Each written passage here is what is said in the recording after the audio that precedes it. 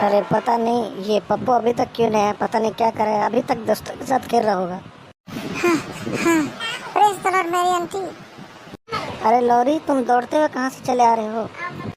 Aunty वो बात यह है कि पप्पू और मेरे बीच में रेस लगी थी और मैं पहला आ चुका हूँ। मैंने जो लाइन था उसको क्रॉस भी कर लिया और आपके पास आ गया हूँ। अब मैं नहीं चाहता और दौड़ लगाना, फिर भी पप्पू बार बार डबल दौड़ लगाने के लिए कह रहा है। अरे वो सब बात तो ठीक है, अब रुक भी जाओ।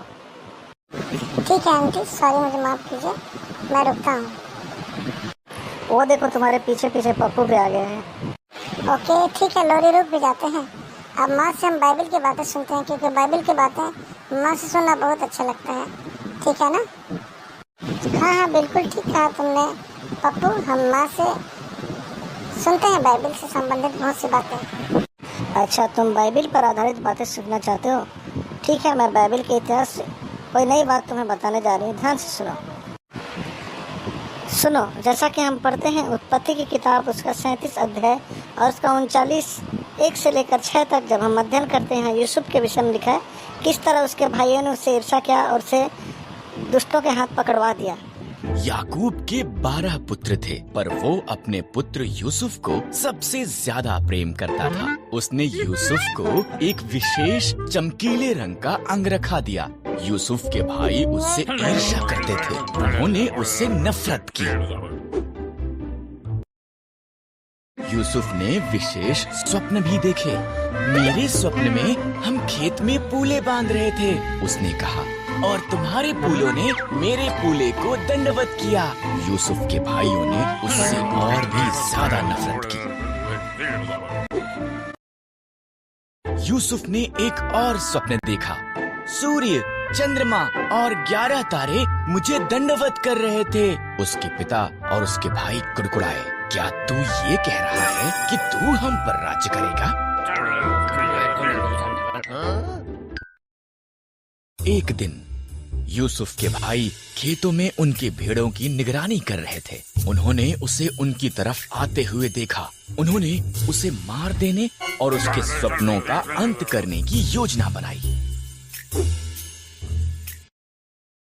हमारे भाई को मार देना गलत होगा, रूबेन ने कहा। आओ हम उसे खाली गड्ढे में डाल देते हैं। इसलिए उन्होंने यूसुफ का विशेष अंगरखा फाड़ दिया और उसे गड्ढे में फेंक दिया।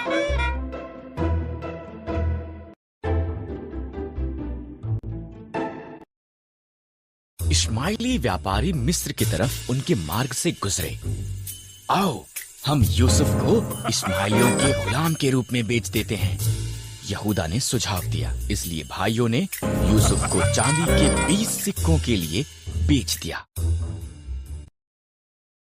भाइयों ने यूसुफ के अंगरखे को बकरे के लहू में डुबोया और इसे याकूब को दिखाया। मेरा पुत्र मर गया है, वो रोया। इसी दौरान यूसुफ को मिस्र में ले जाया गया, लेकिन परमेश्वर यूसुफ के साथ था।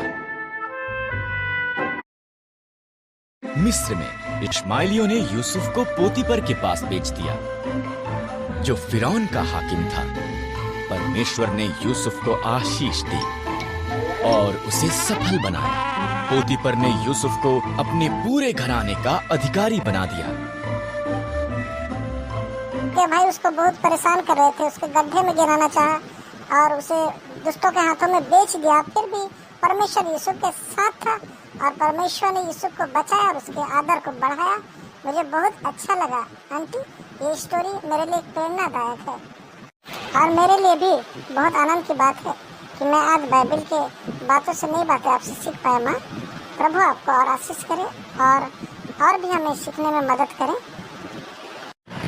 Okay, god bless you Pappu and lorry.